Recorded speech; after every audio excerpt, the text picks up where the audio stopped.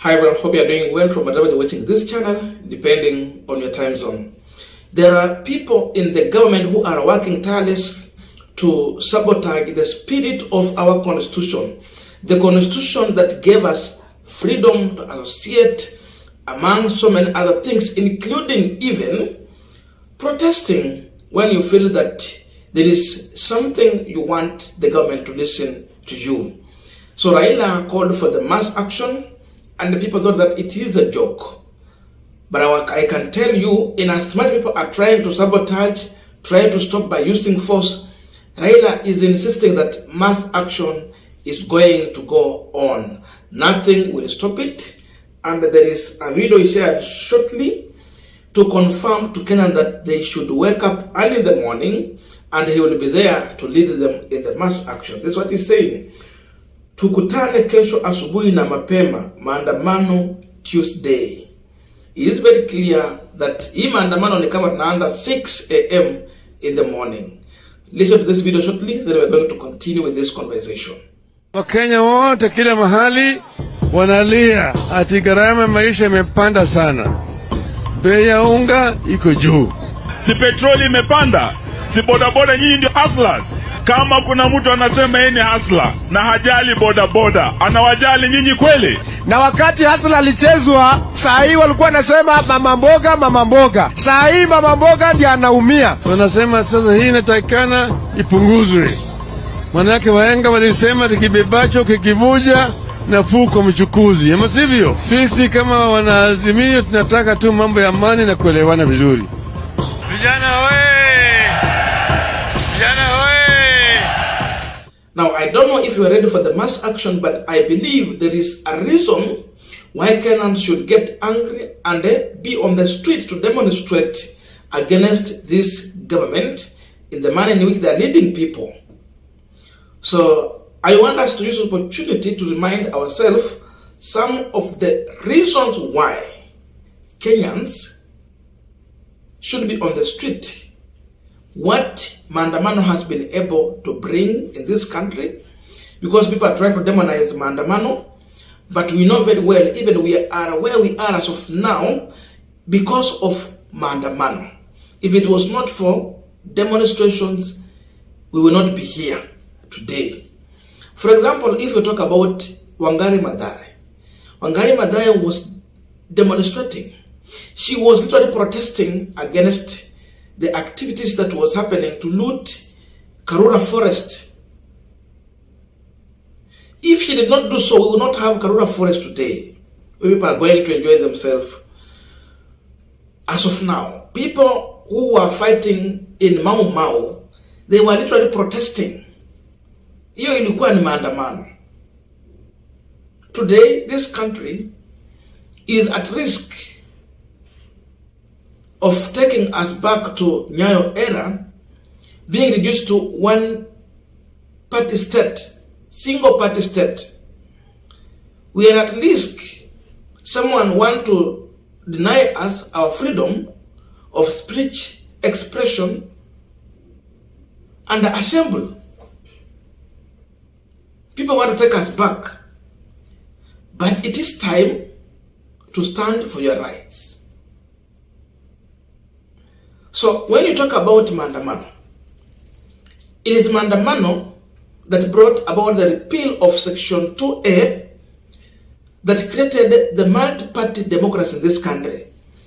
If people do not demonstrate, then today we will be having a president identified in the ruling political party, which will be just single party. Kwa mfano vile Moi alisema Kenya uhuru tosha. There was no way we would have Kibaki in this country, because it was a single party state. It will be Kenyatta, Uhuru Kenyatta, but not Kibaki. But because we had a multi-party democracy, when Moi said Kenyatta, people said Kibaki, and Kibaki became the president. People are enjoying to be elected in different political parties. If you don't agree with the party you are in, you can go even as an independent candidate and you become the leader. So no one can force you to a political party so that you are aligned there for you to be elected. No. was through maandamano. Maandamano brought about the closure of the Nyayo torture chamber, where Kenyans were tormented, beaten. Some lost their life just because you don't agree to the government. So they torture you properly until either ukuja sambamba unyoroke kabisa, you realign yourself with the government, or even they finish you like that. So you can understand where we have come from. Maandamano brought about the end to clueless Nyayo authoritarian rule. His word was law. It is maandamano that brought about the 2010 constitution and a new chapter of Kenya political system of governance. I am talking about devolution. If it was not for this maandamano, today we will not have devolution. Devolution is the only gift that has made Kenyans to feel, enjoy the fruit of their sweat through their tax. Before, all the money was at one center, executive. You have to sing the executive song for you to get any development in your area. But today, through devolution, at least people can get a share of resources in this country in their area.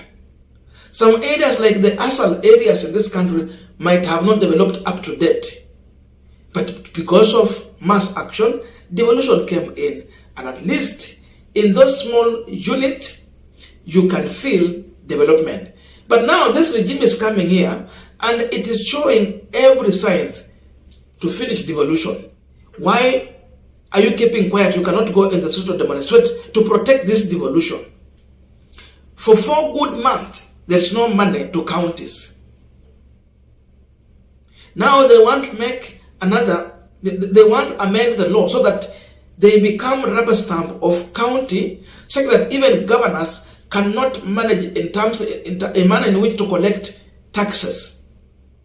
They cannot review without asking the president.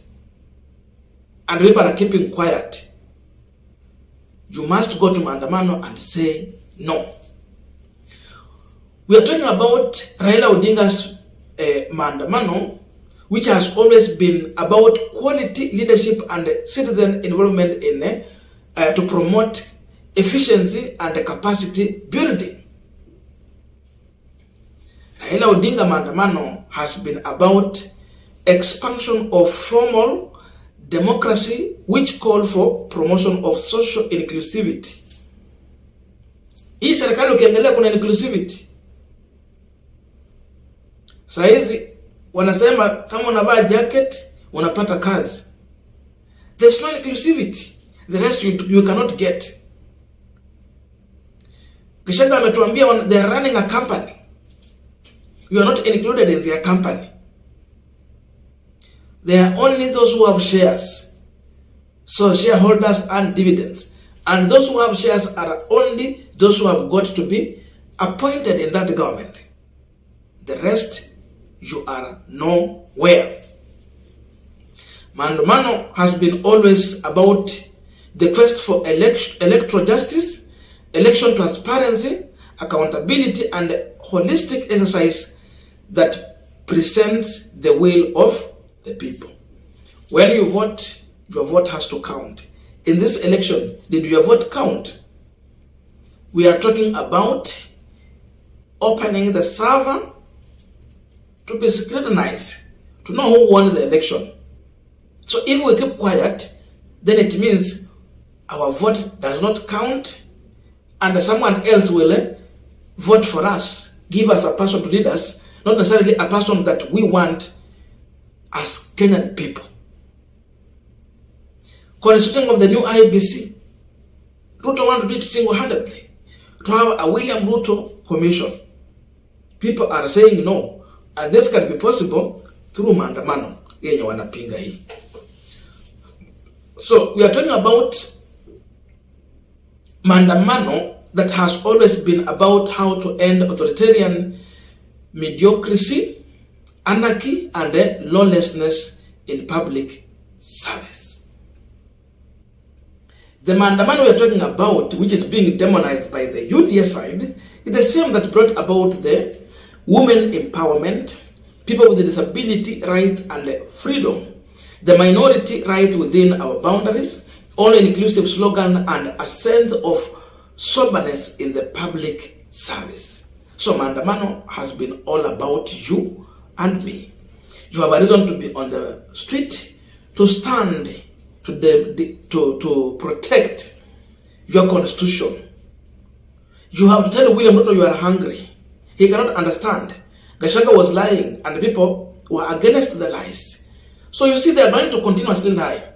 Get out, speak your voice. Let them know that you are hungry.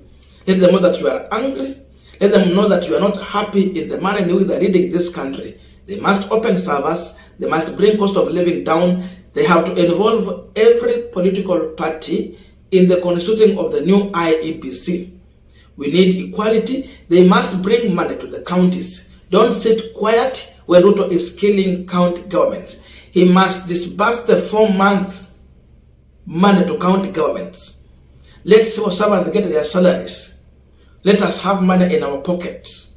If we keep quiet, we are all doomed. See you on the street. We must speak our voice. Thank you, and see you in our next video.